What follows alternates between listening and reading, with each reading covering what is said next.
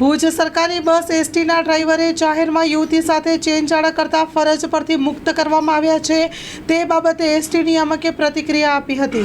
આમાં એક video clip છે, ભુજના ડ્રાઈવર છે અને એનું અશોભનીય વર્તન જાહેરમાં કરતાની વિડીયો ક્લિપ એક વાયરલ થઈ છે અને આ અનુસંધાને ફરજ ઉપરના ડ્રાઈવરને મેં સસ્પેન્ડ કરીને ખાતાકીય કાર્યવાહી કરવામાં આવેલ છે।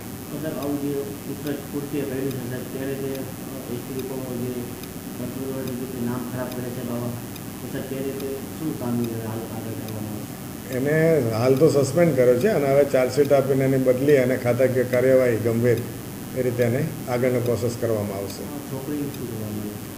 છોકરીમાં એપ્રેન્ટિસ છે અને આપણે ફરજ મુક્ત કરેલ છે।